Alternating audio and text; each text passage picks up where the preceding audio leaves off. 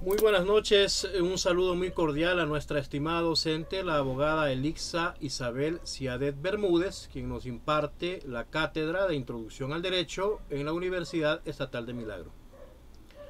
Bienvenidas, estimadas compañeras, a este conversatorio jurídico. Un cordial saludo de mi parte, soy Roberto Dueñas. En este conversatorio estarán presentes las futuras abogadas, integrantes del grupo 15, aula C1. La compañera Yajaira Estefanía Ponce Sánchez, Irlanda Janet Guamán Pazmiño, Melisa Mercedes Murillo Ferrecio, Jimena Lisset Peso Yaguana y la compañera Jocelyn Adriana Quiñones Rivera, que en esta ocasión no ha podido intervenir, se encuentra con una calamidad doméstica y no puede participar en este conversatorio. Este conversatorio analizaremos la sentencia número 2815 IN/21 de la Corte Constitucional del Ecuador en el caso de la inconstitucionalidad del artículo 106, numerales 2 y 4 del Código de la Niñez y Adolescencia.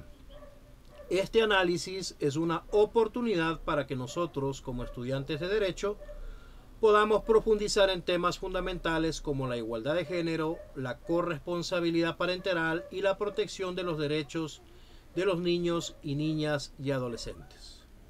Gracias por participar en este importante conversatorio jurídico. Bienvenidas. Compañera Yajaira. Bueno, según el caso que hemos escogido, esta acción de inconstitucionalidad cuestiona los numerales 2 y 4 del artículo 106 del Código de la Niñez y Adolescencia del Ecuador. Me voy a tomar el atrevimiento de leerlo para que lo tengamos un poco más en claro. Dice: reglas para confiar el ejercicio de la patria potestad. Para confiar la patria potestad en los casos previstos en el artículo 325 del Código Civil, el juez, luego de oír al adolescente, al niño o niña que están en condiciones de expresar su opinión, observará las siguientes reglas. Como nos enfocamos en el inciso 2, a falta del acuerdo de los progenitores o si de lo acordado por ellos es inconveniente para el interés superior del hijo o hijo de familia, la patria potestad de los que han cumplido 12 años se confiará a la madre, salvo que se pruebe que con ello se perjudican los derechos del hijo o la hija. El cuarto, si ambos progenitores demuestran iguales de condiciones, se preferirá a la madre siempre que no afecte el interés superior del hijo o la hija. Teniendo en cuenta esto, dichas disposiciones dentro de las reglas sobre la patria potestad y tenencia de menores establece una preferencia materna de forma automática para confiar en estos los derechos si hayan un desacuerdo entre los progenitores. Eso quiere decir que cuando no se, digamos, si el papá o la mamá no se ponen de acuerdo, siempre va el Estado a darle la patria potestad a la madre. Pero lo que se prevalece siempre es que el niño esté en parte emocional seguro y su desarrollo cognitivo sea estable. Entonces, lo que el Estado siempre va a tratar de mirar es eso. Lo que pasa es que por tradiciones y por costumbres siempre las patrias potestades se las ceden a la madre sin tener en cuenta hasta que en este proceso del juicio se lleven las pruebas necesarias para indicar si la madre no está en las capacidades de tener la tenencia del menor. Los accionantes alegan que estas diferenciaciones legal vulneran los derechos constitucionales como igualdad ante ley, no discriminación por razones de género o corresponsabilidad parental. Señala que perpetúan estereotipos nocivos al asumir que la mujer tiene mayor actitud a criar a los hijos y considera necesario declarar la inconstitucionalidad de las normas que consagran esta preferencia materna para contravenir garantías fundamentales y principios rectores del ordenamiento jurídico. Entonces, cuando ya tenemos claro como lo que estamos leyendo y comprendiendo, entonces entramos ahora a este caso en particular, que es un caso muy diferente a lo que habitualmente venimos viendo, porque casi siempre los fallos son a favor de la madre y es muy difícil por la diferencia de ideas y por lo que les digo, las tradiciones, las costumbres. Entonces, eso se vuelve un poco complicado. Y por lo general el padre siempre tiene la parte más difícil, llegar a demostrar que una mamá no está en la capacidad de tener. Eso se ve mucho en nuestra sociedad ecuatoriana y entonces por eso escogimos este caso, porque nos llamó mucho la atención, porque nos parece un caso de analizar y para ver igualdad o equidad de género también, porque también tenemos que tener en claro que así como una madre puede tener debilidades, un padre puede tener fortaleza. Muchas gracias, compañera. Hay que tomar en cuenta que los accionantes no es que están impugnando por completo los artículos 2 y 4. Las normas objeto de la acción de inconstitucionalidad son específicamente las frases impugnadas, una frase que es la patria potestad de los que no han cumplido 12 años se confiará a la madre. Ellos solicitan es la inconstitucionalidad de esas frases, esa primera frase. Y la segunda frase es que se preferirá a la madre siempre que no afecte el interés superior del hijo o de la hija. Estas dos frases están contenidas en los numerales 2 y 4 del artículo 106. En los principales alegatos de los accionantes se señala que la distinción establecida en las disposiciones impugnadas, al carecer de una justificación objetiva y razonable, no superarían un test de proporcionalidad. Esto en cuanto no se cumple el requisito de idoneidad, dado que la evidencia demuestra que no es adecuada para proteger ni garantizar de mejor manera los derechos de los menores de 12 años, en casos de conflicto familiar. Tampoco se satisface el elemento de necesidad, ya que existen opciones menos gravosas que para regular las situaciones sin necesidad de acudir a un trato diferenciado entre madre y padre, y siempre poniendo como principal objetivo la crianza adecuada del menor, ¿no? Entonces esas son los alegatos que tienen pues los impugnantes sobre esas dos frases. Compañero Irlanda, ¿usted qué puede acotar a este conversatorio? Y también le damos la bienvenida, creo ingresó la compañera Jocelyn. ¿Sí?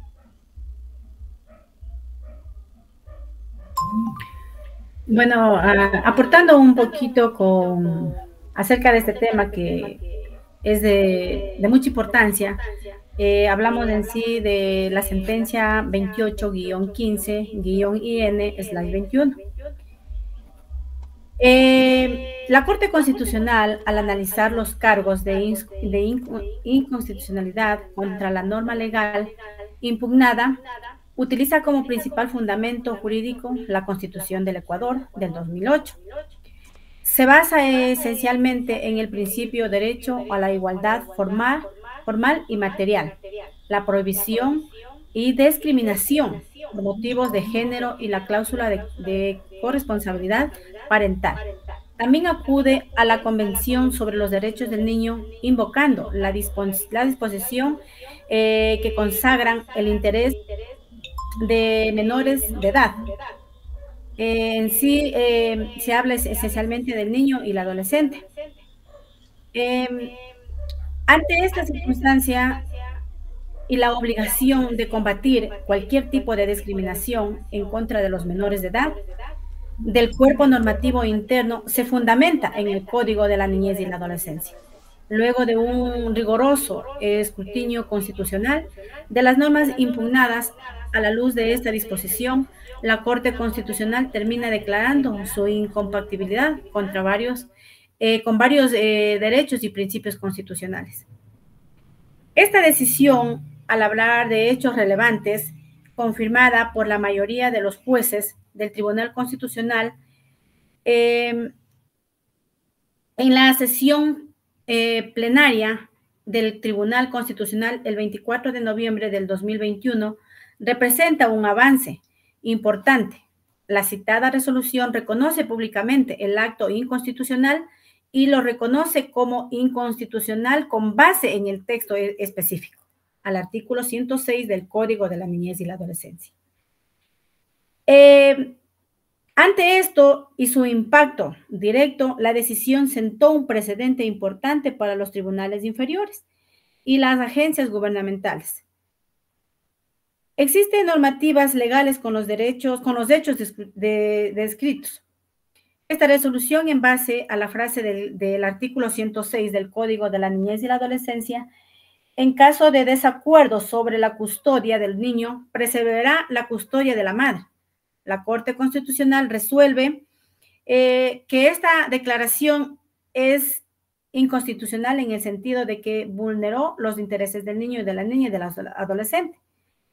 En última instancia, el Tribunal Constitucional determinó que esta frase se habla así de o sea, que fue discriminada a los padres e ignoraba los intereses de los niños, que son factores importantes en las decisiones sobre la tutela y el cuidado de los niños. En sí, se habla acerca de, más se enfatiza en el Código 106 del niño, en que se pelea la patria potestad, ¿no? Como decíamos y discutíamos este tema de que habemos madres y habemos padres que podemos tener estos derechos, pero la ley, ante todo, se basa en que la madre tiene como más derecho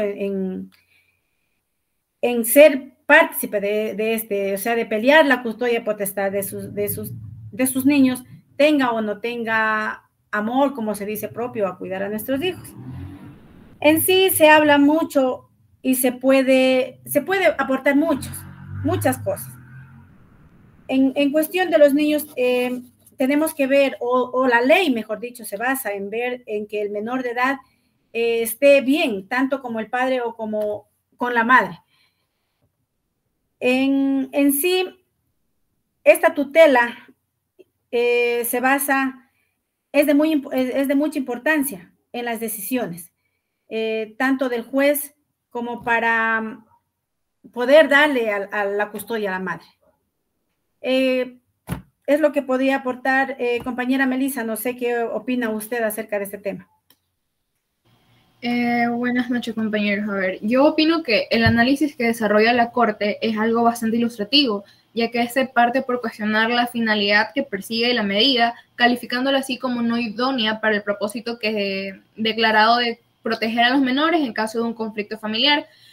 También aquí examina la necesidad de la distinción efectuada en la disposición legal que existe entre madres y padres, no hallando justificada esta diferenciación por circunstancias extremas que la hagan indispensable.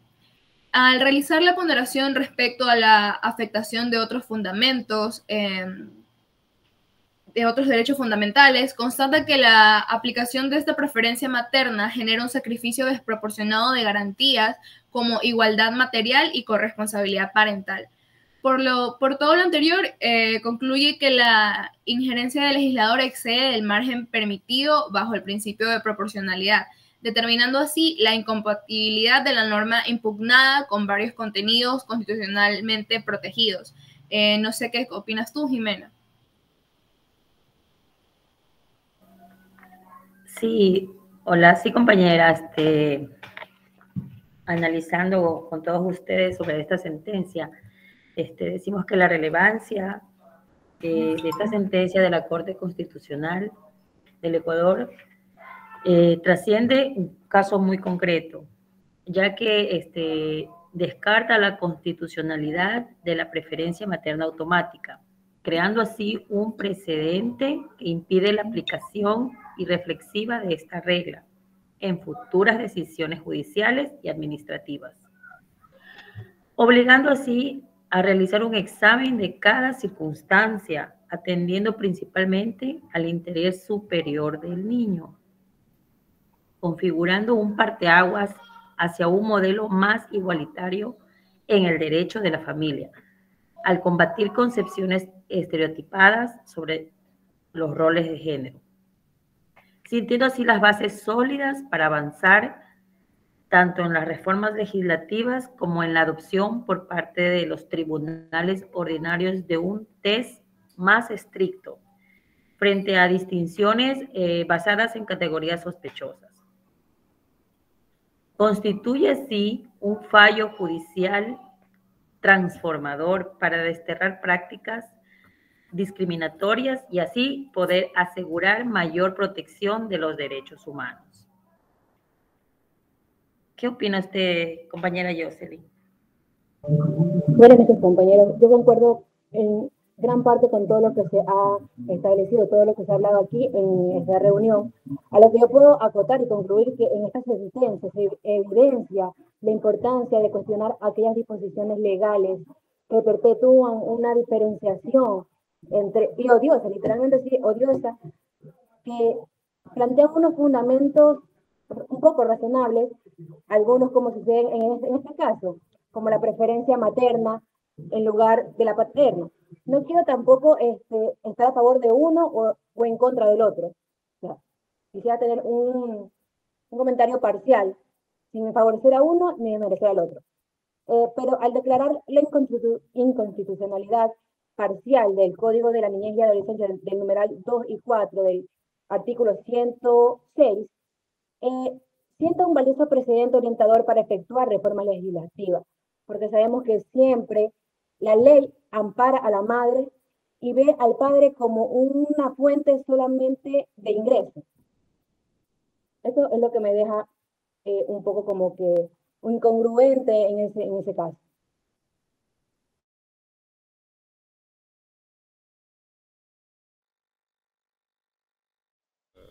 Muchas gracias, compañera Jocelyn, y bienvenida. Le doy la bienvenida al conversatorio, ya que al inicio del conversatorio, como usted me había indicado que usted tenía una calamidad, no podía conectarse, pero le agradecemos que logró intervenir, que es lo importante, lo fundamental. Cabe recalcar que en la Constitución, en el artículo 44, dice que el Estado y la sociedad y la familia promoverán de forma prioritaria el desarrollo integral de las niñas, niños y adolescentes y asegurarán el ejercicio pleno de sus derechos. Se atenderá el principio de su interés superior y sus derechos prevalecerán sobre las demás personas. Es una sentencia muy importante la que dio la Corte Constitucional, poniendo a nivel ya de países que se los conoce como primer mundo, Estados Unidos, Europa, donde la prioridad de madre o padre es solo el beneficio primordial del niño o niña, del adolescente. Aquí en Ecuador, hasta antes de esta sentencia, se daba esa prioridad. Por eso es que los accionantes solicitaron la inconstitucionalidad de esas frases específicas, no de los artículos enteros en su totalidad, ¿no? Sino que una frase es: la patria potestad de los que no han cumplido 12 años se confiará a la madre, porque ellos argumentan que eso es discriminatorio para el padre, como lo ha comentado las demás compañeras, la compañera Yajaira y las demás. Puede existir responsabilidad tanto en el padre como la madre. Hay casos de madres que no son responsables y casos de padres que sí pueden ser 100% responsables. Pero por culpa de esa costumbre, porque era una costumbre social, solo se daba preferencia a la madre. Ahí viene el punto fundamental también, que debería existir una capacitación a los servidores de justicia, ya que son desafíos importantes para que se dé cumplimiento a este tipo de normativa, ya que es muy común el sesgo de género en esto referente a las custodias de los menores. Siempre se hace muy sesgado las intervenciones de trabajo social, las intervenciones psicológicas, y debería el Estado encargarse de capacitar a estos peritos, jueces que tienen que intervenir en las sentencias de esos casos, ya que la Corte Constitucional siembra un precedente específico y hay que dar cumplimiento, pero por esa falta de capacitación muchas veces, y esa ignorancia, porque a veces no No están incluso capacitados los mismos defensores, a los abogados, jueces. Las sentencias siguen dándose a favor de la madre. Y ese sesgo siempre va hacia la madre y no al padre. Reitero, hay padres que somos responsables y podemos llevar la custodia de un menor, sea niño o niña, y hay madres que no. Entonces, esto es un precedente bastante importante. ¿Qué opina usted, compañera Yajaira?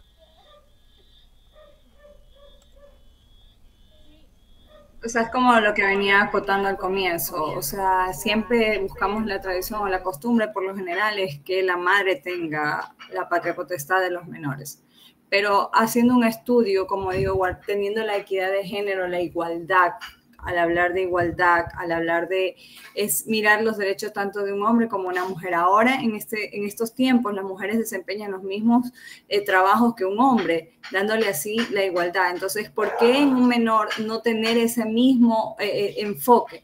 Ya, entonces siempre es tratar y mantener de que el niño no sea vulnerado en su parte cognitiva ni en su parte psicológica, sino mantener su buen desempeño ante la sociedad, porque esto puede afectar él en su desenvolvimiento tanto académico como en las familias o en algunas circunstancias, ¿no? Entonces cuando la Corte Constitucional enfoca estos regletas y estas líneas indicando que hay un vacío que debemos llenar, que debemos ver, que debemos interpretar para ver un fallo. Entonces ahí también entramos en la igualdad. Creo que padre y madre tienen la capacidad de poder darle a un niño todo lo mejor, no simplemente es labor de una madre. Por lo general hemos destinado a que todo sea una madre, pero por lo que les digo, viene de mucho tiempo atrás, es algo que viene desde nuestros abuelitos y venía el matriarcado y siempre ha venido con ese comportamiento.